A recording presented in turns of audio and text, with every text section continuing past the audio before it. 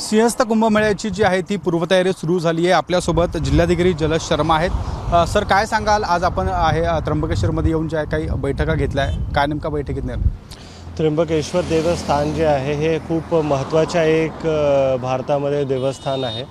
कुंभमेळ्यामध्ये सुद्धा इकडे मेळा भरतोय आणि आता दरवर्षी श्रावण काळात सुद्धा इथे जे नेहमीचे जे श्रद्धाळू भाविक असतात त्याच्यापेक्षा 2 पट 3 पट भाविक येतात। सो त्या हिशोबाने आता येणारे श्रावण माससाठी सुद्धा नियोजन करण्यासाठी आज आम्ही बैठक बोलवली होती आणि आता काही जे सूचना आहे इकडचे लोकांचे जे जिल्हा प्रशासन आहे, महसूल प्रशासन आहे, नगरपालिका आहे, पोलीस प्रशासन आहे, देवस्थान ट्रस्ट आहे, सर्वांना बोलून त्यांची जे समस्या आहे ते जाणून घेतली। त्यावर काही सुझाव पण दिलेले आहे, काही निर्देश पण दिलेले आहे। आज बैठकीसाठी आपण आला होता, हा नियोजित दौरा होता, नेमका अजून इतर काय आढावा घेण्यात आला आहे? त्याच्यासोबत इकडे जे समस्या आहे वेगळी आणि जे इकडचे वेगळे स्टेक होल्डर्स आहे सर्वांना मी ऐकून घेतलेलं आहे। त्यांची प्रशासनाकडनं काय अपेक्षा आहे आणि जे भाविक आहे त्यांची प्रशासनाकडनं आणि ट्रस्टकडनं काय अपेक्षा आहे ते जाणून घेतलेली आहे। सर, काल नाशिकच्या सूर्यवंशी कुटुंबाला त्र्यंबकेश्वर येथे दर्शन घेताना मारहाण झाल्याचा त्यांचा आरोप आहे। नेमकं या संदर्भात आपण काय आढावा घेतला? ह्या विषयाबद्दल मी विचारपूस केली होती आणि जे वेगळे पुरावे आहेत ते पण पाहिले होते। त्याबद्दल मला अहवाल द्या असा सूचना दिलेली आहे।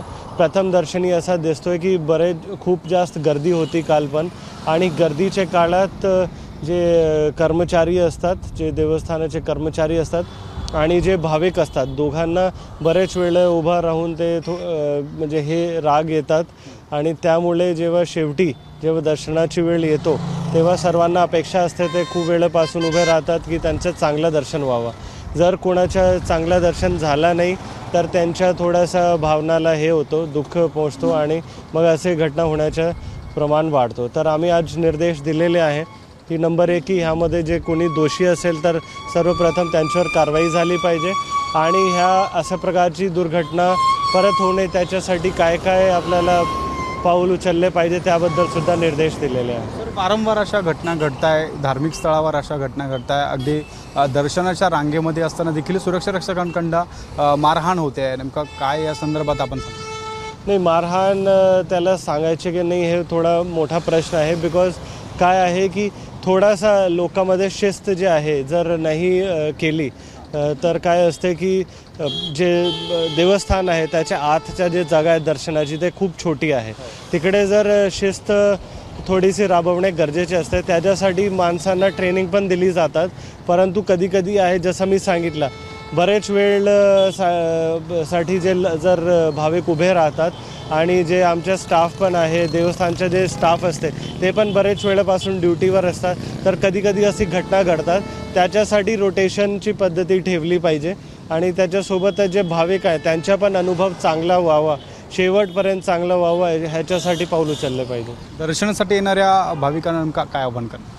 दर्शनासाठी जे लोक येतात ते बरेच वेळेपासून आम्ही लोकांना हे तर मना तर करू शकत नाही कारण की त्यांच्या श्रद्धाचा विषय, परंतु येताना काही काळजी त्यांनी पण घेतली पाहिजे आणि जितका आपण पूर्वनियोजित त्याला करू शकतो म्हणजे इकडे येऊन जास्त त्रास होऊ नये त्याच्यासाठी आम्ही बरेचसे आता सुझाव जे आहे घेतलेले आहे आणि आता त्याच्यावर अंमल पण करणार आहे। त्याच्यातून लोकांचा जे प्रवास आहे आणि प्रवाससोबत इकडे दर्शनासाठी जे वेळ लागतो ते त्यांचा अनुभव जे आहे ते चांगला होतील अशा प्रकारचे आम्ही आता पुढे काम करणार आहोत।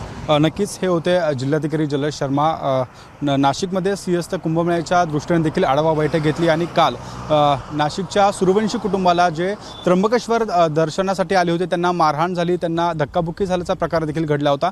या संदर्भात देखील आढावा घेतला आणि पुढील कार्यवाही देखील केली जाईल असं देखील त्यांनी यावेळेस बोलताना सांगितलं। कॅमेरामन मयूर बारगेसह शुभम बोडके, एबीपी माझा, नाशिक। एबीपी माझा, उघडा डोळे बघा नीट।